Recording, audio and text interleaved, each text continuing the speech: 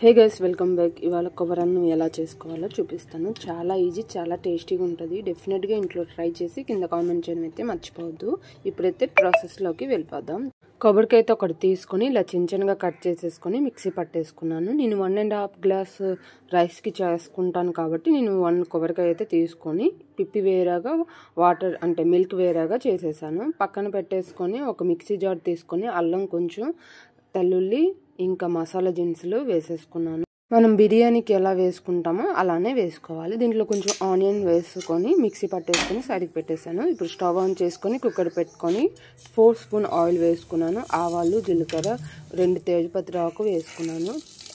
స్పైసీకి తగ్గట్టు పచ్చిమిర్చి వేసుకున్నాను. ఆనియన్ ఒకటి చిన్న చిన్నగా కట్ చేసుకుని వేసుకున్నాను. కరివేపాకు కూడా వేసుకొని బాగా గోల్డెన్ కలర్ వచ్చే వరకు ఫ్రై చేసుకున్న తర్వాత కాజు ఒక 50 గ్రామ్స్ లా వేసుకొని కొంచెం బాగా ఫ్రై అయ్యాక ముందుగా రెడీ చేసుకున్న మసాలా కూడా వేసేసుకోవాలి. మీడియం ఫ్లేమ్కి టర్న్ చేసుకొని ఈ మసాలా కొంచెం పచ్చివాసన పోయే వరకు కొంచెం ఫ్రై చేసుకొని ముందుగా రెడీ చేసుకున్న మిల్క్ 3 గ్లాస్ వేసుకున్నాను. నేను 1.5 గ్లాస్కి 3 గ్లాస్ మిల్క్ వేసుకున్నాను.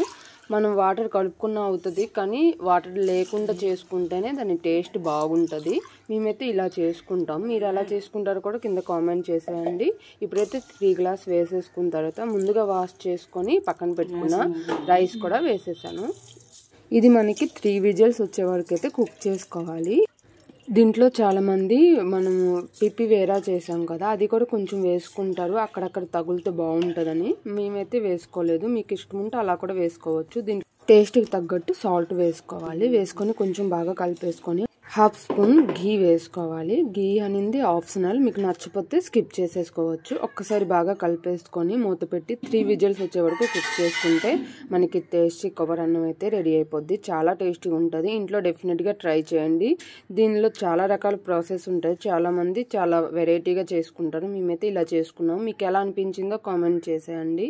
ఒకసారి బాగా కలిపేసుకొని ఆనియన్స్తో తింటే చాలా టేస్టీగా ఉంటుంది. ఆనియన్ నచ్చిపోయిన వాళ్ళు స్కిప్ చేసేసుకోవచ్చు. ఇలా మనం ఆనియన్స్ ఇంకా పచ్చిమిర్చితో గార్నిష్ చేసుకుంటే మనకి కొబ్బరి అన్నం అయితే రెడీ అయిపోద్ది. చాలా టేస్టీగా ఉంటుంది. డెఫినెట్గా ట్రై చేసేయండి. Please subscribe. Thank you.